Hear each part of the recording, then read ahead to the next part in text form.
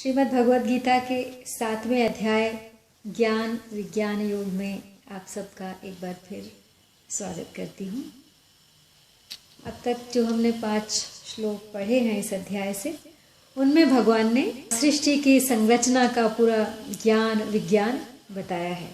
उनका कहना है कि किस प्रकार 8 तत्वों से पृथ्वी, पवन, जल, तेज, नभ, मन, अहंकार और बुद्धि, इन 8 भागों में मेरी प्रकृति विभाजित है। और किस प्रकार यह जीव जो परा है, परमात्मा का स्वरूप है, उसने संपूर्ण अपरा प्रकृति को धारण कर रखा है। तो इसी बात को आगे आज बढ़ाएंगे, प्रकृति की संरचना के ज्ञान विज्ञान को और थोड़ा गहराई से जानेंगे। लेकिन उससे पहले दोहरा लेते हैं पिछले 5 श्लोकों का आशय।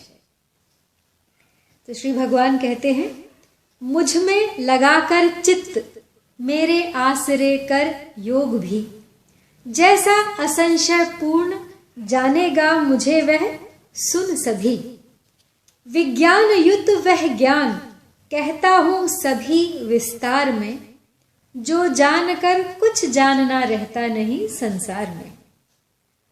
कोई सहस्रों मानवों में सिद्धि करना ठानता, उन यत्नशीलों में मुझे कोई यथावत जानता। कोई कोई ही मुझे समग्र रूप से जान समझ पाता है।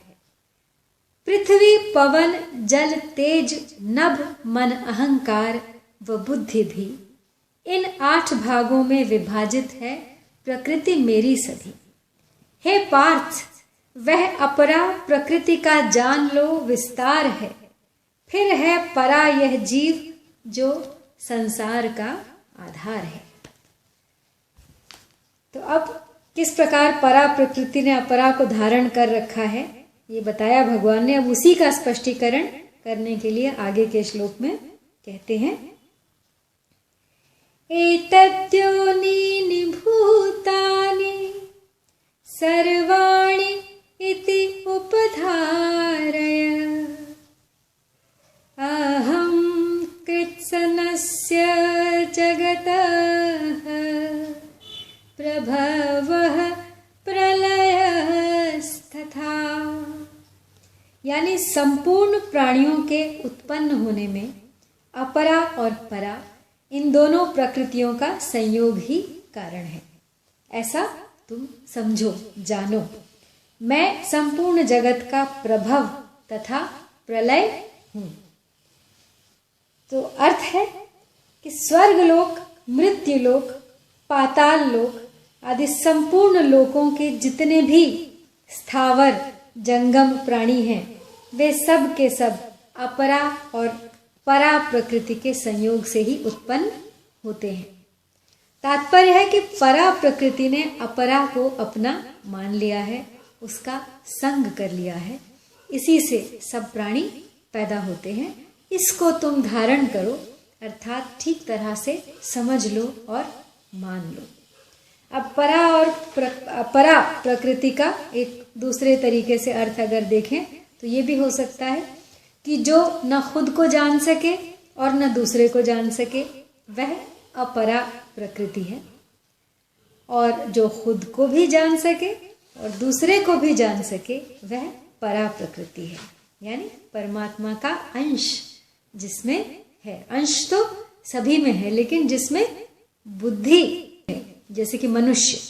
इसलिए भगवान कहते हैं कि मैं संपूर्ण जगत का प्रभव यानी पैदा करने वाला हूँ, और प्रलय यानी लीन करने वाला हूँ, अपने में लीन कर लेता हूँ, समाप्त कर देता हूँ।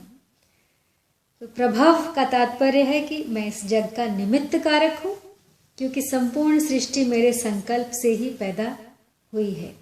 अब जैसे घड़ा बनाने में कुम्हार और सोने के आभूषण बनाने में सुनार ही निमित्त कारण है, ऐसे ही संसार मात्र की उत्पत्ति में भगवान ही निमित्त कारण है। जैसे मिट्टी का घड़ा मिट्टी से बनता है और अंत में घिस घिस के फिर मिट्टी में ही लीन हो जाता है। अब पिछले श्लोक में भगवान ने स्वयं को संपूर्ण जगत का मूल कारण बताया। अब भगवान के सिवाय भी जगत का क्या कोई और कारण होगा, इसका निषेध करते हुए बताते हैं। मत्तः परतरम नान्य किंचिदस्ति धनंजय मयि सर्वमिदं प्रोक्तं सूत्रे मणिगणा इव। यानी हे धनंजय, मेरे सिवाय इस जगत का दूसरा कोई किंचित मात्र भी कारण तथा कार्य नहीं है। जैसे सूत की मणियां सूत के धागे में पिरोई हुई होती हैं, ऐसे ही यह संपूर्ण जगत मुझ में ही ओतप्रोत है।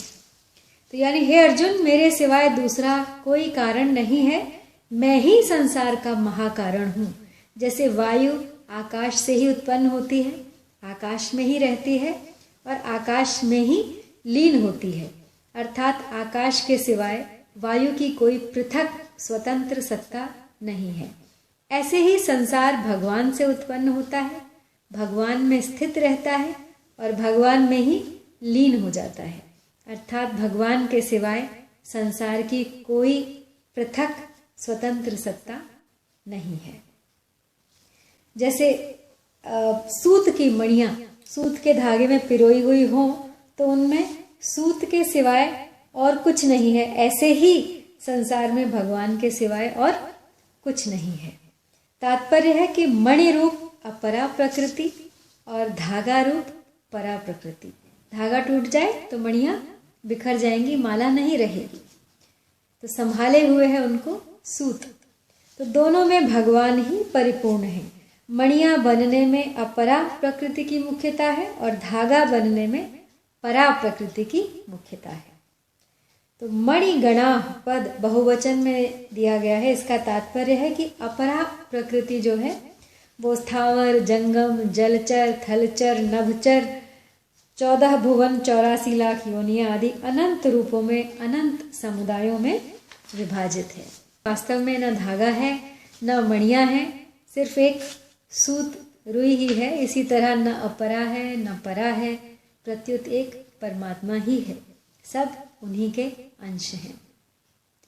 तो कारण ही कार्य में परिणत होता है, कारण से ही कार्य होता है, तो कारण ही कार्य में बदलता है। जैसे रुई ही धागा बनती है, बीज ही वृक्ष बनता है, अतः सबके परम कारण भगवान होने से सब रूपों में भगवान स्वयं ही विराजमान है। वासुदेव सर्वम, इसीलिए भगवान के सिवाय दूसरी सत्ता को देखना भूल है। तो अब जो कुछ कार्य दिखता है उसके मूल में परमात्मा ही है, यह ज्ञान कराने के लिए अब आगे के श्लोक में प्रकरण प्रारंभ करते हैं। रसोऽहमप्सु कौन्तेय प्रभास्मि शशिसूर्ययोः प्रणवः सर्ववेदेषु शब्दः खे पौरुषं नृषु।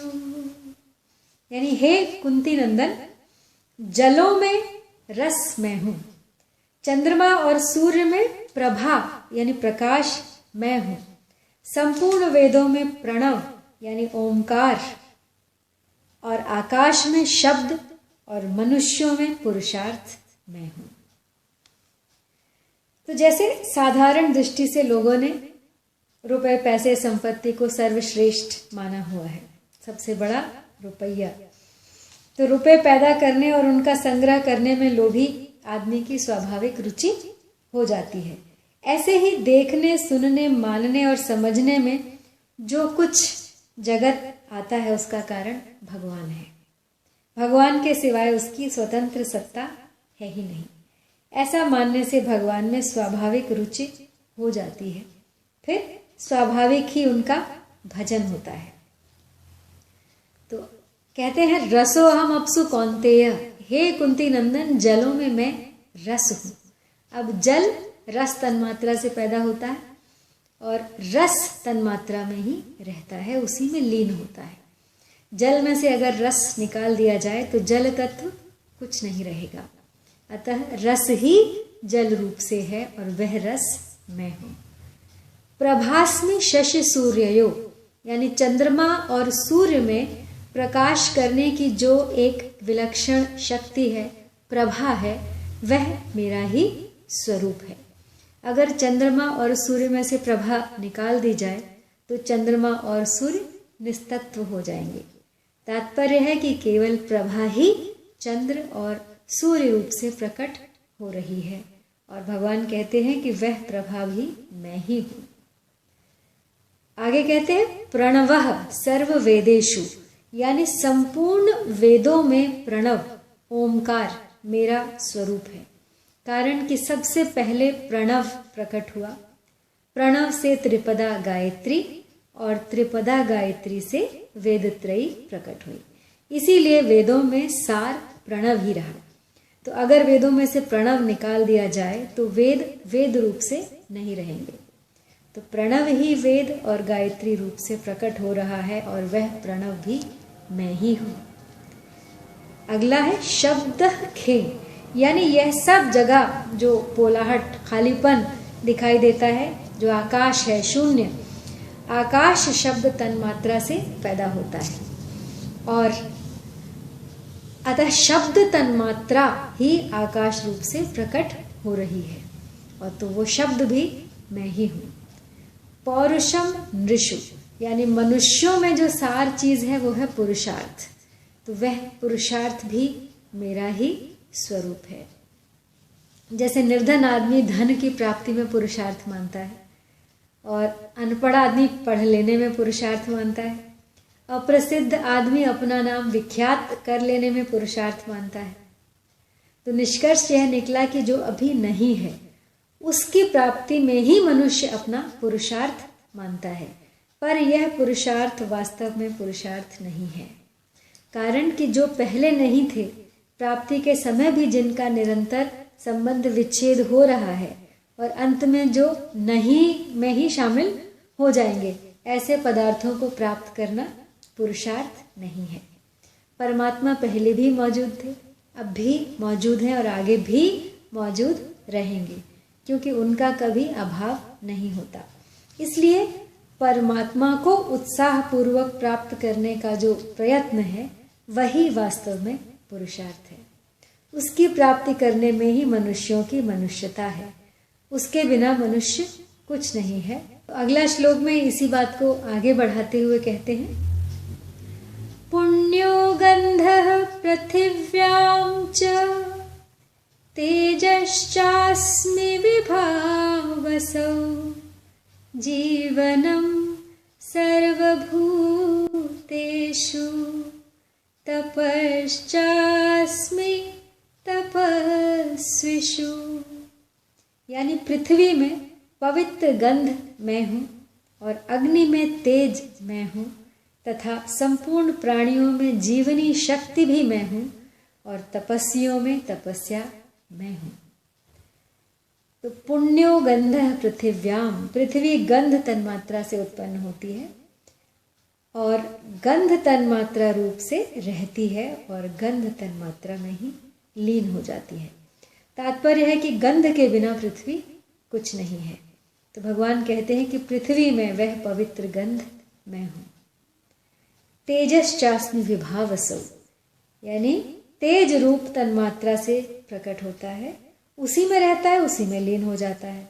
तो अग्नि में तेज ही तत्व है, तेज के बिना अग्नि निस्तत्व है, तो वह तेज भी मैं हूं। जीवनम सर्वभूतेषु, यानी संपूर्ण प्राणियों में एक जीवनी शक्ति है, प्राण शक्ति है, जिससे सब जी रहे हैं। उस प्राण शक्ति से ही वे प्राणी कहलाते हैं। उस प्राण शक्ति के बिना उनमें कोई जीवन नहीं होगा। प्राण शक्ति के कारण गाढ़ नींद में सोता हुआ आदमी भी मुर्दे के समान ही दिखाई देता है, तो वह प्राण शक्ति भी मैं ही हूँ।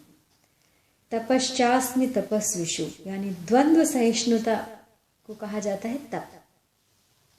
परंतु वास्तव में परमात्म तत्व की प्राप्ति के लिए कितने ही कष्ट आए, उनमें निर्विकार रहना ही असली तप है।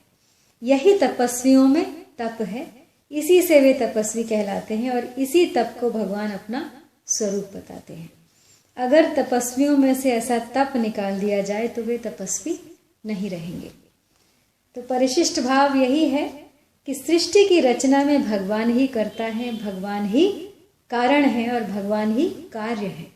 अतः गंध और पृथ्वी, तेज और अग्नि, जीवनी शक्ति और प्राणी, तपस्या और तपस्वी, ये सब के सब कारण तथा कार्य एक भगवान ही हैं। तो अगला श्लोक है, बीजं मां सर्वभूतानां विद्धि पार्थ सनातनं, बुद्धिमतामस्मि तेजः तेजस्विनामहम्। यानी हे पार्थ, संपूर्ण प्राणियों का सनातन अविनाशी बीज मैं हूँ, अर्थात सबका कारण मैं ही हूँ। संपूर्ण प्राणी बीज रूप मुझसे ही उत्पन्न होते हैं, मुझ में ही रहते हैं और अंत में मुझ में ही लीन हो जाते हैं। मेरे बिना प्राणी की स्वतंत्र सत्ता नहीं है। अब यहाँ पे कहा गया है कि जैसे एक बीज से वृक्ष उत्पन्न होता है और बाद में वो बीज नष्ट हो जाता है, लेकिन मैं सनातन बीज हूँ, अविनाशी बीज हूँ कि प्राणियों को उत्पन्न करने के बाद भी मैं नष्ट नहीं होता, सदा निरंतर बना रहता हूँ। बुद्धिमानों में बुद्धि मैं हूँ, बुद्धि के कारण ही वे बुद्धिमान कहलाते हैं। अगर उनमें बुद्धि ना रहे तो उनकी बुद्धिमान संज्ञा ही नहीं रहेगी। तेजस्वियों में तेज मैं हूँ, यह तेज एक दैवी संपत्ति का गुण है। तत्वज्ञ जीवन मुक्त महापुरुषों में एक विशेष तेज होता है, एक शक्ति होती है जिसके प्रभाव से दुर्गुण दुराचारी मनुष्य भी सद्गुण सदाचारी बन जाते हैं। तो यह तेज भी मेरा ही स्वरूप है। तो अब यहाँ पे विचार करें कि इन शरीरों के मूल में क्या है। अब माँ बाप में जो रजवीरी रूप अंश होता है जिससे शरीर बनता है, वह अंश अन्न से पैदा होता है। अन्न मिट्टी से पैदा होता है और ये शरीर, इसका मतलब ये हुआ कि हमारा शरीर मिट्टी से ही पैदा होता है और अंत में मिट्टी में ही लीन हो जाता है। तो अंत में शरीर की 3 तरह की गतियाँ होती हैं, चाहे ज़मीन में गाड़ दिया जाए, चाहे जला दिया जाए, चाहे उसे पशु पक्षी खा जाएं। तीनों ही उपायों से वह अंत में मिट्टी में ही लीन हो जाता है। इस तरह पहले और आखिर में मिट्टी होने से बीच में भी यह शरीर या संसार मिट्टी ही है, परंतु बीच में यह शरीर या संसार देखने में मिट्टी जैसा दिखाई नहीं देता। बहुत ही ऐश्वर्य भोग विलास पूर्ण संसार दिखाई देता है और हर कोई पूर्णतः अपने इस जीवन को जीना चाहता है, हर सुख सुविधा का आनंद लेना चाहता है। अब इसी तरह यह संसार विचार करने से परमात्मा स्वरूप दिखाई देगा। देखने से तो यह मिट्टी नहीं दिखेगा, केवल विचार करने से एहसास होगा कि ये मिट्टी है। जिसने संसार को बनाया हो, बनाने वाला भी कोई दूसरा नहीं है, वो भी भगवान है। तो भगवान आप ही संसार को बनाने वाले हैं और आप ही वे संसार बन गए हैं। शरीरों की रचना करके आप ही उनमें प्रविष्ट हो गए हैं। तो इस तरह से तत्सृष्ट्वा तदेवानुप्राविशत, यानी इन शरीरों में जीव रूप से भी वे परमात्मा ही हैं। अतः यह संसार भी परमात्मा का ही स्वरूप है।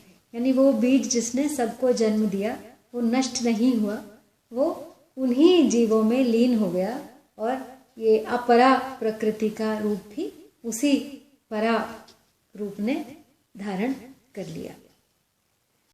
तो आज यहीं तक, इससे आगे कल प्रारंभ करेंगे। तब तक के लिए आपसे विदा। जय श्री कृष्ण।